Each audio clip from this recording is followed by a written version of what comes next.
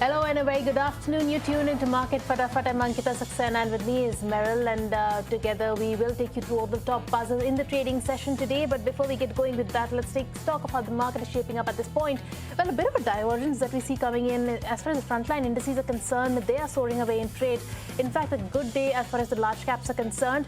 Nifty is sitting pretty above the 24,250 levels. In fact, at one point we were very close to touching, the 24,300 levels also. But it's nonetheless trading with gains of 0.8%. Nifty Bank is also following suit with gains of 0.7% and of an uptick that we see. But it is the broader end of the market that is underperforming. In fact, the divergence that I was talking about is that the mid caps are trading down almost 0.8%, and so is the small cap that's down and out 0.7% in the trading session right now. So as far as the mids are concerned, we see a cool off come on, and as far as the large caps are concerned, they are really surging in trade today. And let's look at the sectors also. Let's pull up the charts for the sectoral indices, the heat map also right now. We have Nifty IT that is buzzing away in trade with gains of 1.8%. We remember we had results from Wipro as well.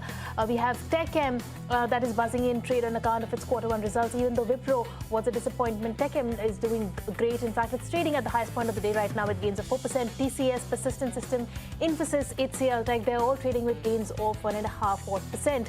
Nifty Auto, Nifty Realty in that pecking order are the top gainers for the trading session, but Nifty Pharma and Metals are on the back foot in today's trading session. But largely the advanced decline ratio today is tilted in the favor of the advances, and a decent day, a good Friday is what we see coming in as far as the market is concerned today.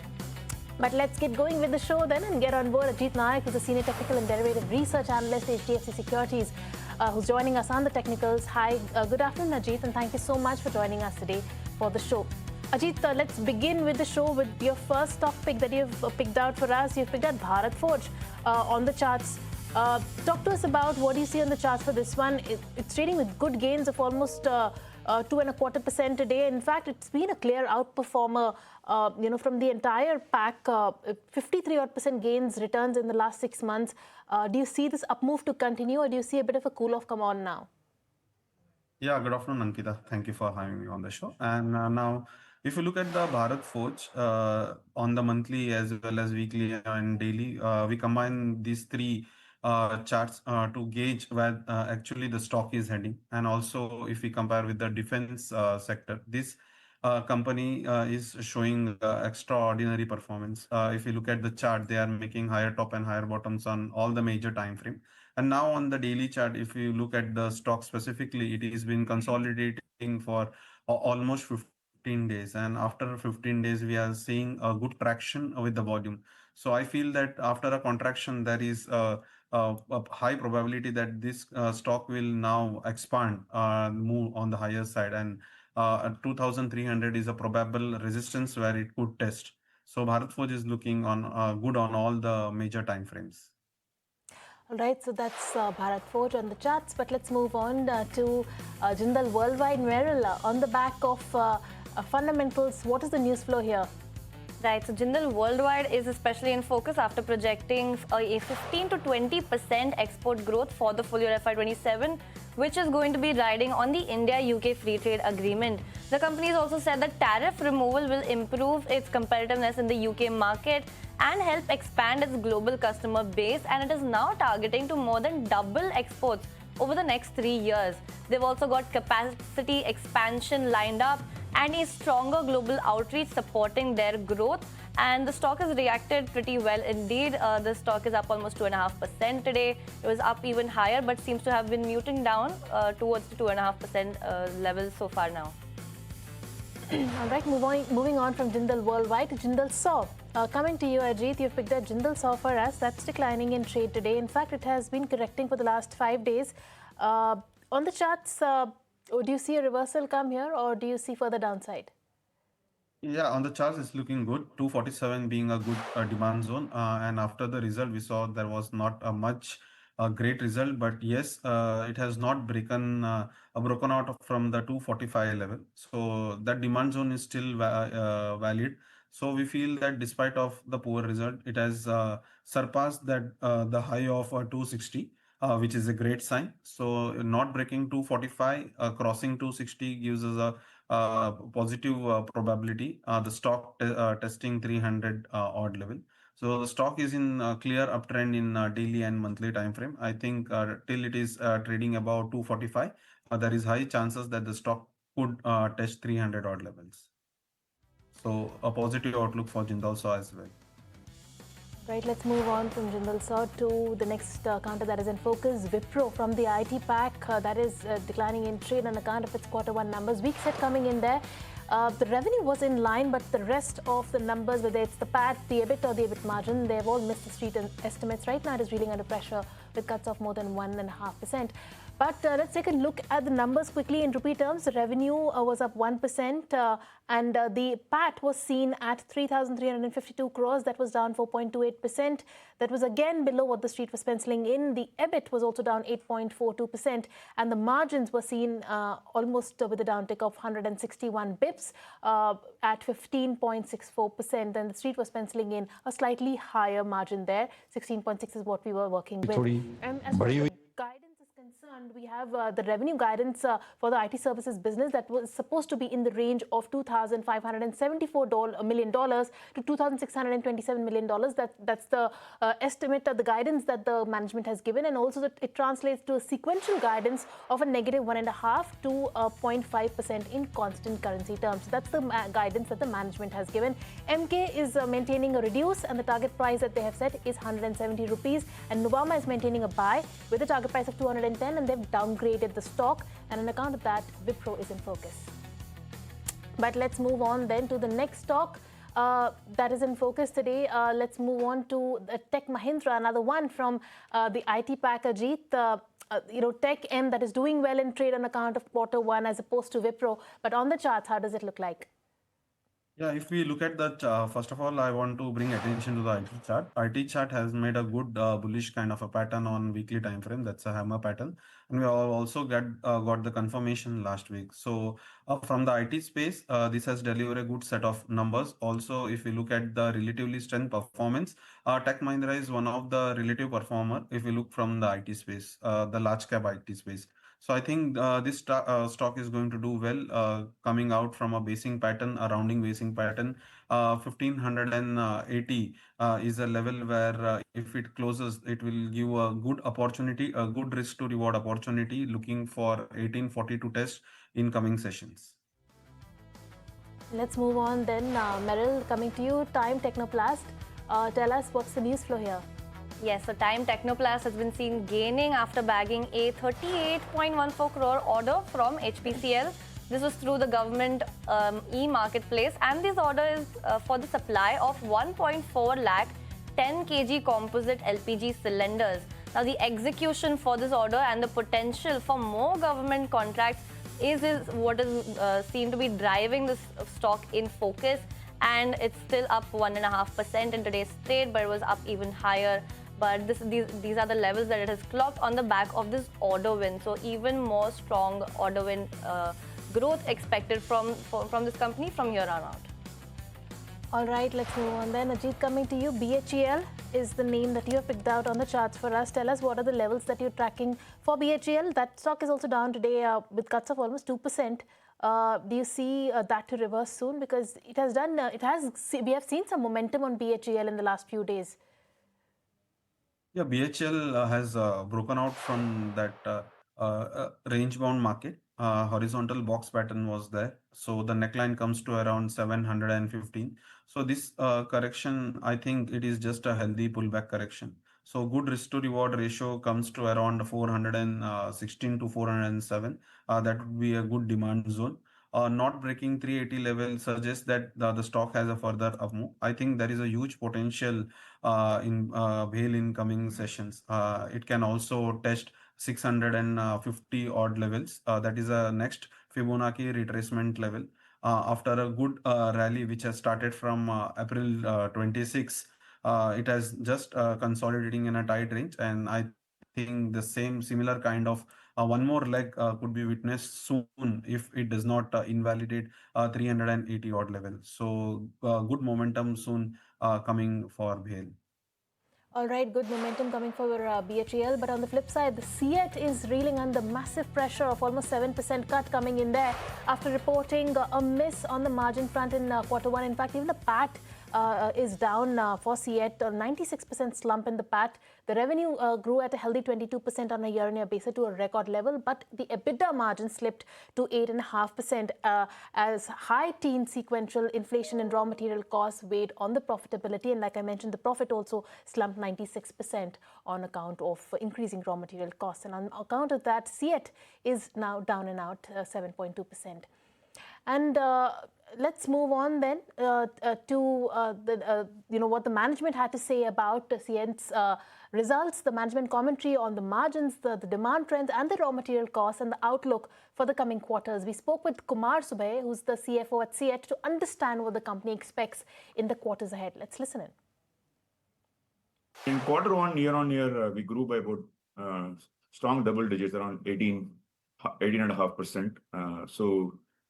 Based on the demand and based on how we see in terms of the impact of price increase on tires, we are optimistic with respect to double-digit kind of a growth. Last 3 years or so, we have been growing in double digits. In the previous 2 to 3 years, large portion of the growth came through volumes. In the current year, we expect the growth to be in the mix of, we'll have a combination of both price growth as well as volume growth. We expect raw material costs to go up by another 6-7%. By end of the quarter, because the price increases are happening in a staggered manner, okay, and by end of the quarter, we look forward to exiting the quarter maybe at a higher realization level with large amount of input costs being recovered. But margin point of view, we don't expect a sharp improvement. While look forward to some improvement, but not a sharp improvement. All right, let's move on then to the next stock that is in focus. Ajit, you've picked out Kotak Mahindra for us. Kotak Mahindra up and away 2% today. Tell us, do you see more momentum, the bank gaining more momentum? Because Kotak has been correcting and consolidating for a while now. Yes, and from the private banking space, I think Axis and ICICI Bank has showed the clear outperformance. Now, I think it could be a time for Kotak. 370 to 360 was a good demand area, and it is still holding that demand. And today we can see a good momentum in the Kotak. So I think if it's sustained above 385 odd level, then here this stock could be a really surprising and could test 420 to 430. That is the overhead supply. Because these two stocks, Axis and ICICI, they already perform. So this could, from the private banking space, could surprise and test the 420 odd levels. So momentum is being uploaded in this stock. All right, so let's move on to the next one. Neel Kamal, that is in focus, Meryl, on the back of a block deal. Take us through the contours of the deal. Right, so Neel Kamal is another stock that we're seeing in focus today after Sunil Singhania owned a Bacchus Investment Managers has picked up a 1.87 stake in the company. Remember, only yesterday, the same Bacchus Investment Managers head by Sunil Singhania, the same investment manager group picked up a major stake in Mrs. Bector's, and even that stock saw a run-up of over 9%, and the same is being seen in Neel Kamal as well. Stock is up almost 9% after a 1.87 stake in a block deal, which was purchased. This was a 2.8 lakh shares, which was purchased for 37.4 crores at a 1,335 per share price. So an open market transaction from the same investor management group, leading to the strong run-up that we're seeing in Neel Kamal right now. All right, let's move on from Neel Kamal to Bandhan Bank. Coming to you, Ajit. Bandhan Bank, that's declining in trade with cuts of almost 1%. And it has given very range-bound moves in the last 1 month. Though it has run up quite a bit in the last 6 months, it's given like good 50% returns. But this range-bound move, do you see it breaking out of the range now? Yes. So despite the range-bound movement, the relative strength is still, we can see a good relative momentum here. And I think soon the stock can break out 220 odd level, the high of the resistance area. So once it does that, then again it will gain the momentum because it is still above all important moving averages, short-term moving averages, and also above the 50-week moving averages. So I think bullish momentum can soon pick up in the stock as well, and we can soon see 250 to 240 kind of a area. All right, let's move on from Bandhan Bank to the next one that is in focus, and that is WeWorks India. That is reeling under pressure despite narrowing its losses, as Q1 revenue rose 28% on a year-on-year basis to 684 crores, but it missed the street estimates and what the street was really working with. The company has reported a loss of 4.3 crore rupees, improving from 14.1 crores on a year-on-year basis, on account of weak set coming in for WeWorks. That stock is reeling under pressure with cuts of 6%.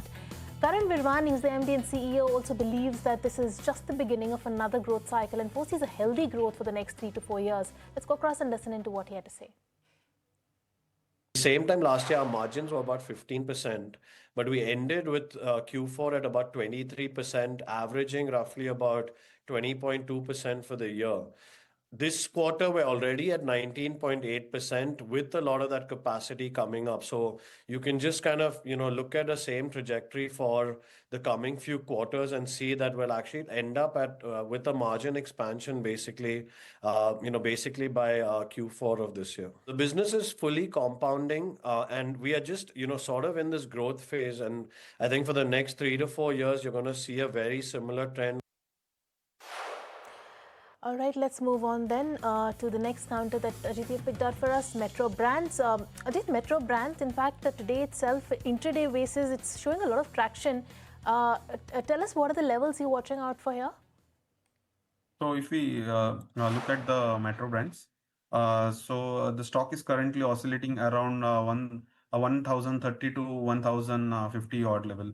And today it has given a firm breakout above that, and it is establishing a structural bullish momentum about 200-day moving averages.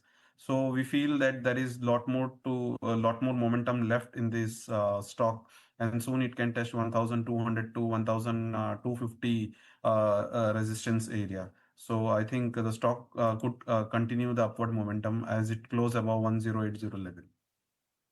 All right, let's move on. Piramal Finance. Meryl, tell us, Piramal Finance is another earnings candidate. Tell us, what does the quarter look like for Piramal? That's right. So they reported quite a strong quarter with profit for the company jumping 67% on a year-on-year basis, reaching 461 crores, which was comfortably ahead of what the street had penciled in terms of expectations for the company. We've also seen net interest income, which was up 50%, while retail disbursements surged 44%. And the assets under management figure also crossed rupees 1 lakh crore, which is quite an important level for the company. Importantly, asset quality has remained stable on a year-on-year basis, making this a all-round strong quarter that Piramal Finance has just clocked. But this is quite a strong quarter, but still the stock seems a little bit under pressure. So a little bit of a mixed bag here. Okay, so Piramal Finance, that's reeling under pressure of 3% despite those numbers. But let's move on. Ajit, you've picked out chemicals specialty for us. Tell us on the charts, Himadri chemical specialty for us. Tell us on the charts, how does it look like? Yeah, so the stock has broken out from the multi-month sideways distribution pattern. There is a clean upward breakout, and so I think structurally the stock has turned into bullish momentum, and soon it can test 825 to 850 level. That is due to the Fibonacci extension which we look for. So I think the stock has a lot more to show upward momentum, and a series of higher tops and higher bottom is witnessed across the time frame. So I think the stock would continue to outperform. All right, so on the charts, that's those levels to track for Himadri Specialty Chemicals. But let's move on to Heritage Foods, that is under pressure after reporting a subdued Q1 with margins remaining under pressure. While the revenue grew 18% on a year-on-year basis to 1,338 crore rupees, the net profit declined 39%, and the EBITDA margin narrowed to 4% from an earlier 6%, offsetting the healthy top-line growth that we witnessed. But on account of the weak set coming in for Heritage Foods, 3% is what we are seeing, or 3% knock is what we are seeing for Heritage Foods. And that was the last stock for the day. Ajit, thank you so much for joining us on the technicals. We let you go on that note, and thank you for giving us all the picks for the day. But let's talk about India's macroeconomic fundamentals that remain strong, with the RBI governor expressing confidence in the country's overall economic position. The governor said both the rupee and the inflation rate are in a relatively stable position amid the global uncertainties. Let's go across and listen into what he had to say about this. हमारे जो macro economic fundamentals हैं वो बहुत सुदृढ़ हैं, बहुत मजबूत हैं।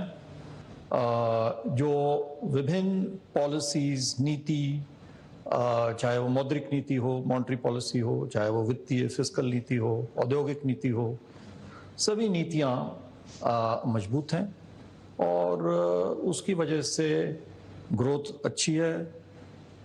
मुद्रास्फीति भी नियंत्रण में है, हालांकि अभी थोड़ी बढ़ी हुई है जैसा कि आपको मालूम है, पर कुल मिलाकर के मैं समझता हूं कि जो हमारी विभिन्न नीतियां रही हैं उसकी वजह से आज हम एक अच्छी स्थिति में हैं, जिससे हम प्रत्येक जो भी हमारे सामने खतरे हैं उनको हम अच्छे से उनका हम निपट सकते हैं। All right, with that, it's time to wind down on this edition of Market Fatafat. Meryl and I will take your leave. Thank you so much for joining us from Suit Law Studio. It's wrapped.